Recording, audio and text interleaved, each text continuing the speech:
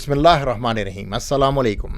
फौज मुबीन दर रद्द हरकत ज़मीन किताब पर किस्तवार सिलसिला जारी है। जैसा कि आप जानते हैं कि मौजू को बोरियत से बचाने और दिलचस्प रखने के लिए हम नाफरियत के चैप्टर को कुछ देर के लिए मौकूफ़ करके ग्रेविटी पर बात कर रहे हैं, और आज की किस्त में हम ग्रेविटी के एक उसूल पर इमाम अहमद रज़ा ख़ान का तबसरा और तनकीद आपके सामने पेश करेंगे।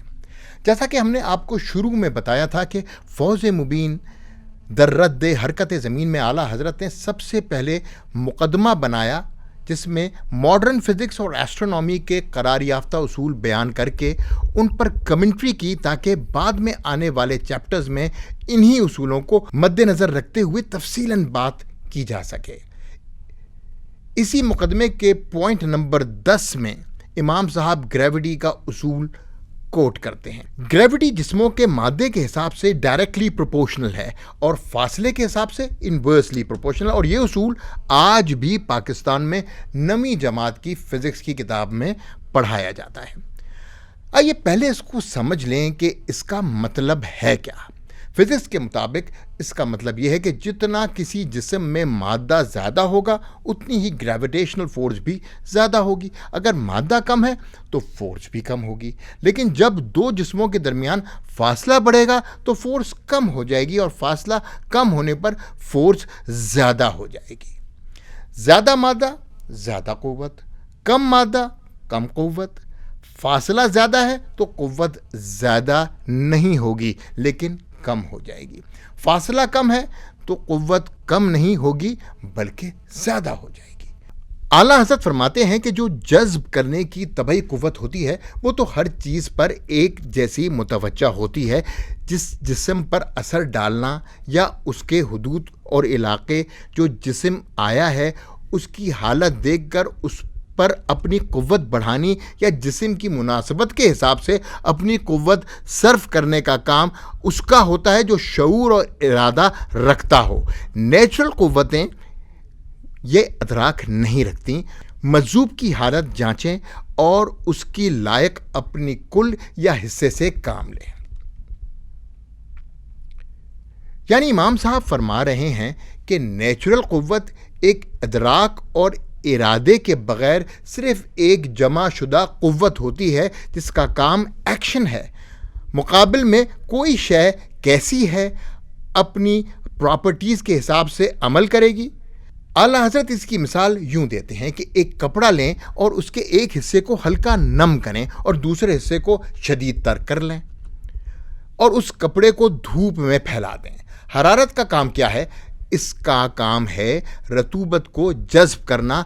उस वक्त की धूप में जितनी हरारत होगी वो दोनों हिस्सों पर एक ही जैसा काम करेगी। लिहाजा जो हिस्सा महज हल्की सी नमी वाला है वो जल्दी खुश्क हो जाएगा, और जो हिस्सा बिल्कुल तर है उसको पहले की निस्बत ज़रा ज़्यादा वक्त लगेगा।